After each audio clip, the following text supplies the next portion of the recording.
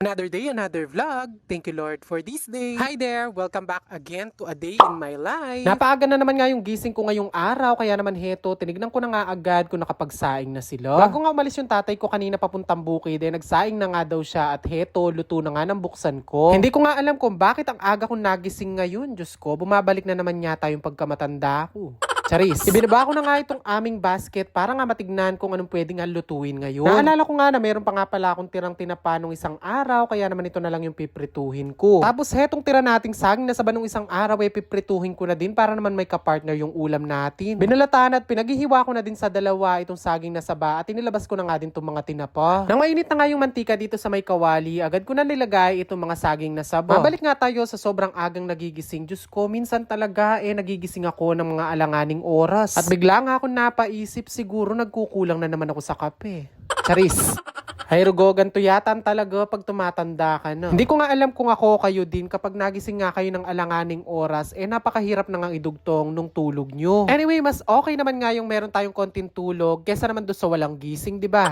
Bali nung mag golden brown na nga yung mga saging na saba, agad ko na nga din pala itong hinango. Ayoko nga masyado maprito yung ating saging na saba at baka naman maging dry. Isinalang ko na nga din pala dito yung mga tinapang kabasi, kaya naman ayan, hintayin lang nating maluto. Bukod nga sa tinapang tamban, favorite ko rin talaga itong klase ng tinapa na to. Ay Rugo, sabi ko nga sa inyo, kahit matinik na matinik to, pinagtsatsagaan ko talagang kainin. Sabi nga nila, kung walang tiyaga, walang tinapa. Charis, nilaga pala yun.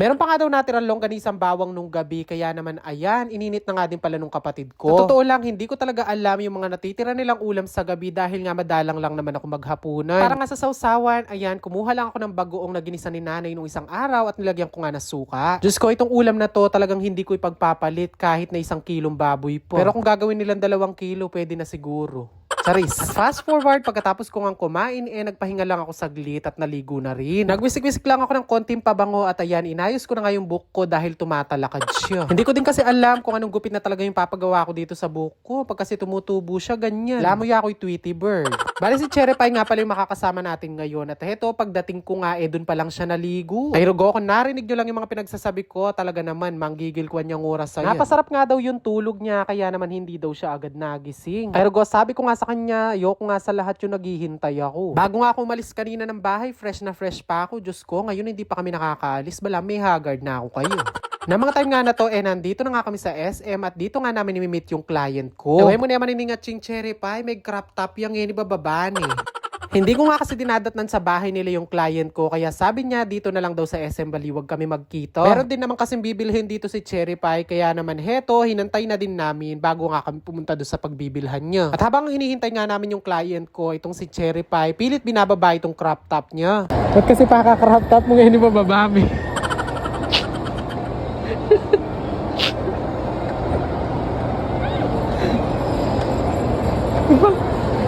Ito yung paboreng Tomas.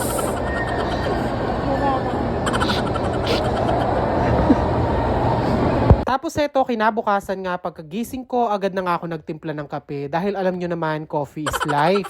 At habang nga nagkakape ako, inaayos ko na nga yung mga voice over ko ng mga video. Bali ganyan talaga yung ginagawa ko, lalo na kapag nakatambak na yung mga video ko. Nang matapos ko nga pagsunod-sunurin yung mga video ko, lumabas na nga muna ako dito kung saan ako nagluluto. Masarap nga kasi tumambay dito at humigop na mainit na kape, lalo na kapag may hamog-hamog po. Marahil nagtataka nga kayo kung bakit hindi na ako dito nagluluto. Ang dahilan po, naubusan na nga kami ng kahoy. Ay Rugo, baka kasi kapag dito pa ako nagluto, maubos ko na yung kahoy ng kubo ng kapatid ko. Pagkatapos ko nga magkape dun sa labas, agad na nga akong pumasok dito sa kusina at nagsandok. Nakaramdam na nga ako ng gutom at buti na nga lang nga meron natirang dinuguan nung gabi at fried chicken. Medyo madalang na nga lang pala tayo makakapag-upload ng video ngayon dahil nga nahihirapan talaga ako sa pag-upload. At dahil nga maagang lumusong yung tatay at mga bayaw ko, ayan, pinagluto na nga ng almusal nung kapatid ko. Scrambled egg na may sibuyas, tapos pritong tuyo at nagprito na rin nga din siya ng kamatis. Saktong-sakto nga, meron dalang maraming kamatis yung bayaw ko na galing Candaba at mga pakwan. Pagkatapos ko nga kumain, agad ko na nga hinugasan itong mga kasangkapan dito sa may lababo. Tapos eto, ng bandang mananghali, agad na nga din pala ako nagsaing dahil nga magluluto naman ako ng pananghalian. Magluluto nga daw kami ng sininggang na baboy, kaya bumili yung nanay ko ng siling haba at mga pechay. Pagdating nga ng nanay ko kanina, agad niya na nga pinalambot itong baboy at sinabay niya na nga yung mga gabi. Meron nga daw siyang gagawin at sabi ko, ako na nga yung magluluto. Bali ng kulong-kulo na nga heto, ilalagay ko na nga ito sibuyas sibuyas at yung kamatis na pinaghihiwa ng nanay ko kanina. At bago pa man nga tayo maglagay ng pang-asim natin dito sa sinigang, ilalagay ko na muna itong mga gulay. Malapit na nga din kasi magtanghalian, kaya naman minamadali ko na nga yung pagluluto ko nito. Kung nga kako, madali lang naman lumambot yung mga pechay, sunod ko na din inilagay yung mga siling haba. Tapos eto na medyo half cook na nga yung mga gulay, nilagay ko na nga yung pang-asim, yung nga nilagas sampalo. Bali, pinakulang ko lang din na saglit, tapos ayan, ready to serve na nga itong ating sinigang na baboy. Maluto nga, agad na nga rin pala ako nagsandok dahil nga parating na nga daw yung mga nagtrabaho sa bukid. Hindi na nga pala ako makakakain dahil nga busog pa ako doon sa kinain ko kaninang umaga. Kaya naman ko biglaan ka nag-crave ng sinigang na ganito, Diyos ko, for the go na yan. Anyway, that's it muna for today's video. Thank you for watching. And again, don't forget to like, follow, and share for more. See you again on my next vlog. God bless everyone.